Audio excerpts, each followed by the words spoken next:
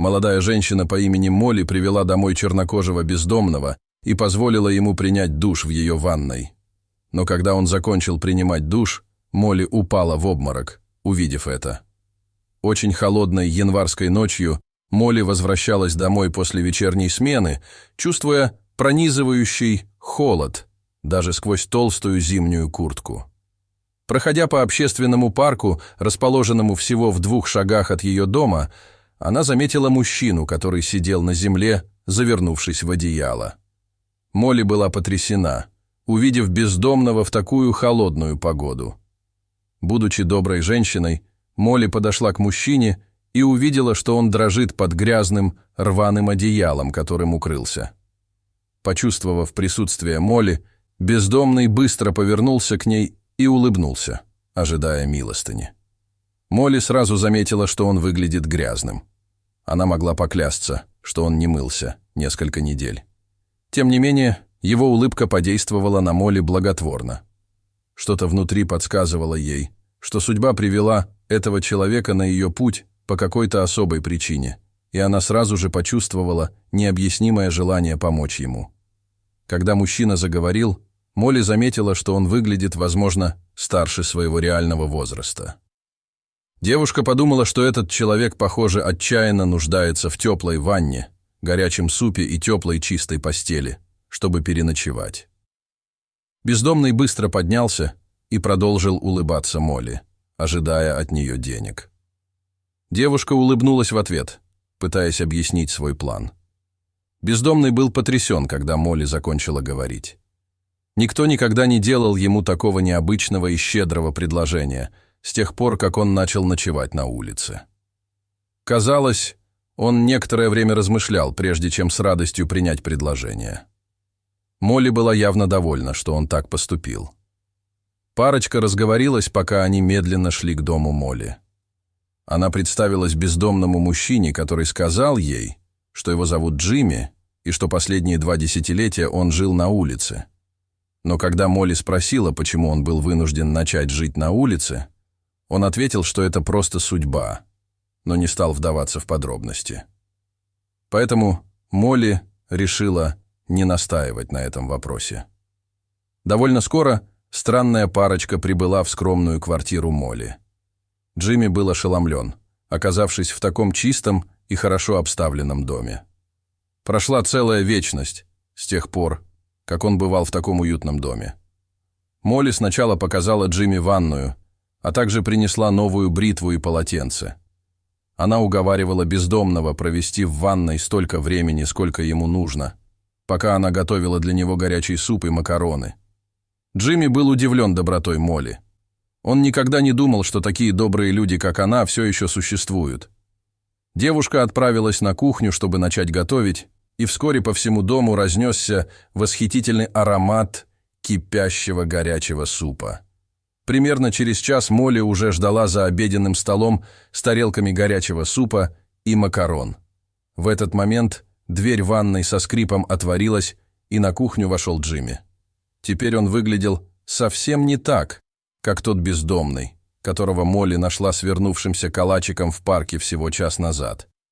Когда Джимми подошел к обеденному столу, Молли пристально посмотрела на него.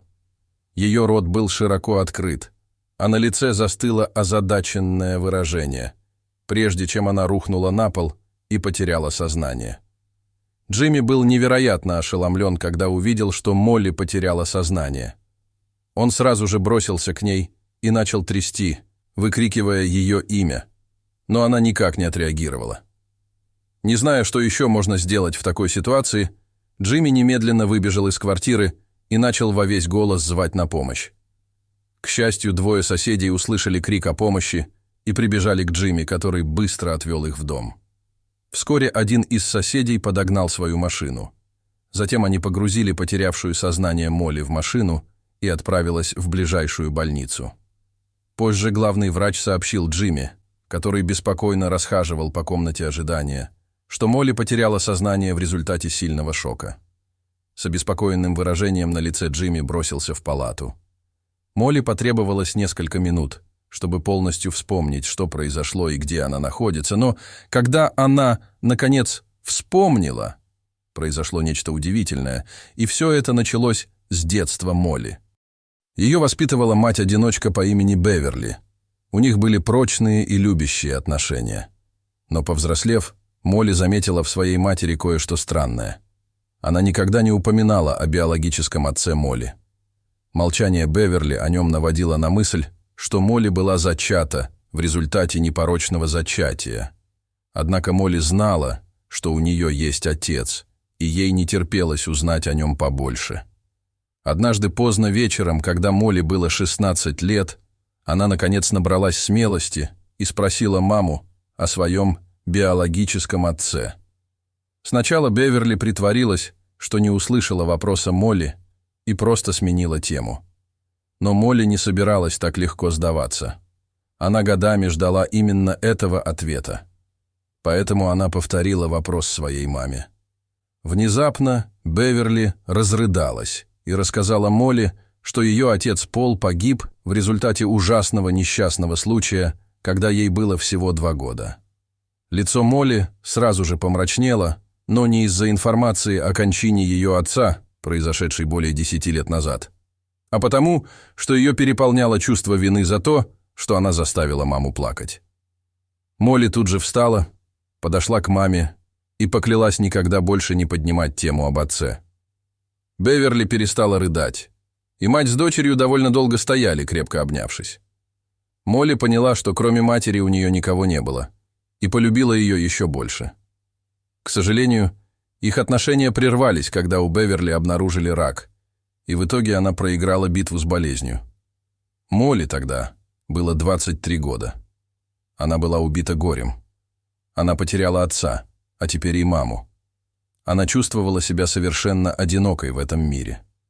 Представьте, какой шок испытала Молли, когда Джимми вышел из ванной, и она узнала в нем своего отца, которого считала мертвым.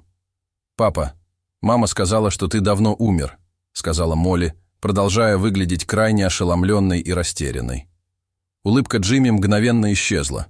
Он сел на ближайший стул и долго молчал, пытаясь оправиться от шока.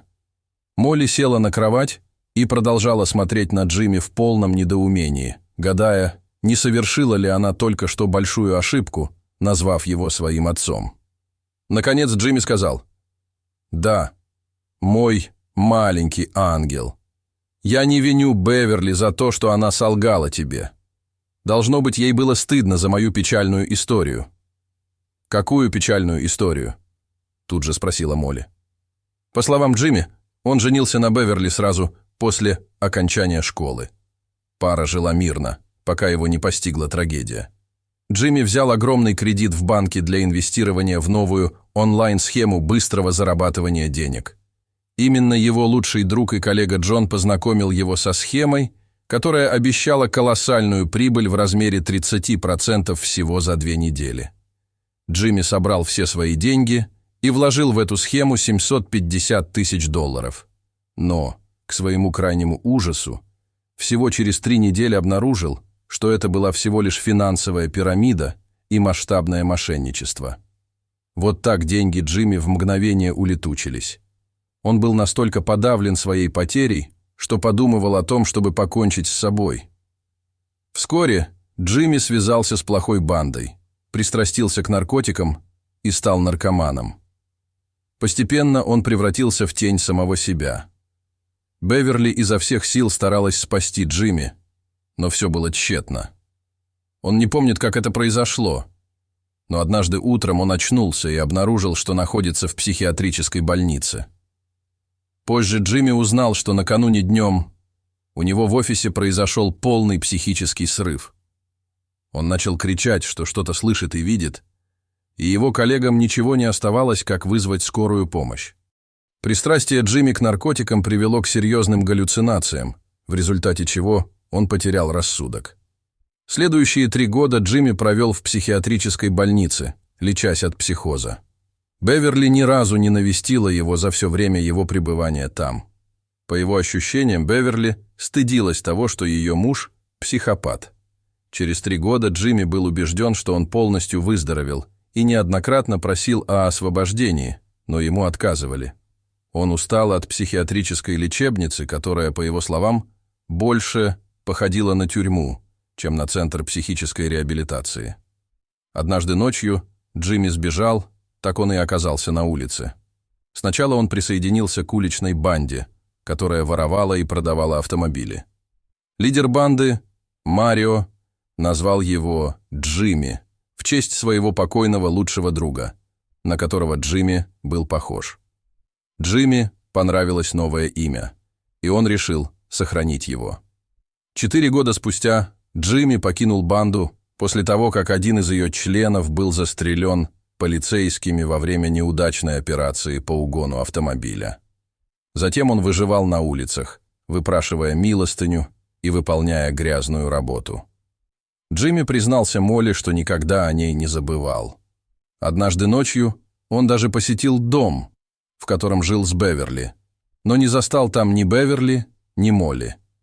Он понял, что Беверли услышала о его побеге из больницы и, опасаясь, что он начнет ее искать, уехала вместе с маленькой Молли.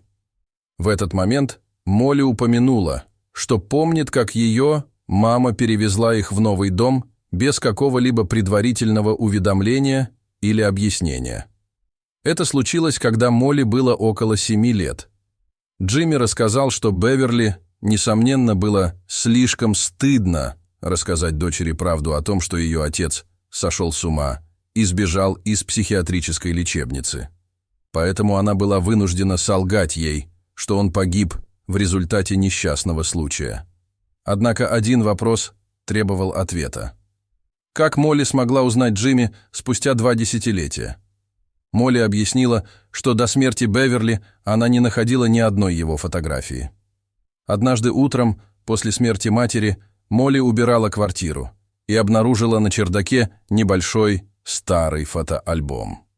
Альбом был покрыт паутиной и пылью, скопившимися за долгие годы. Когда Молли открыла альбом, то была поражена, обнаружив, что он заполнен фотографиями ее родителей, сделанными с любовью.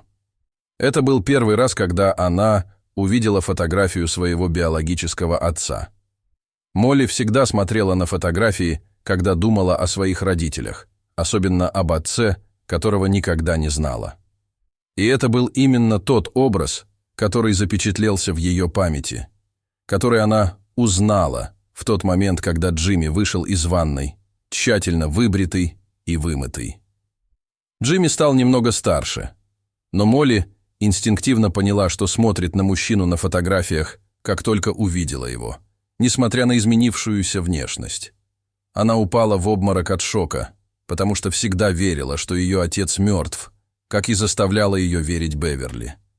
Когда Молли закончила говорить, Джимми быстро подошел к ее кровати, сел рядом и крепко обнял ее. Джимми просто не мог сдержать слез. Всхлипывая, он сказал Молли, что всегда молился, и верил, что однажды она вернется к нему. В конце концов, именно ее доброта и щедрое сердце в конечном итоге привели ее к нему. Молли тоже плакала. Это было такое эмоциональное воссоединение отца и дочери после более чем 20-летней разлуки. Дорогие зрители, что вы думаете о воссоединении Молли и ее отца? Не стесняйтесь делиться своим мнением в комментариях. А если вам понравилось это видео, то ставьте лайк и подписывайтесь на наш канал. До свидания.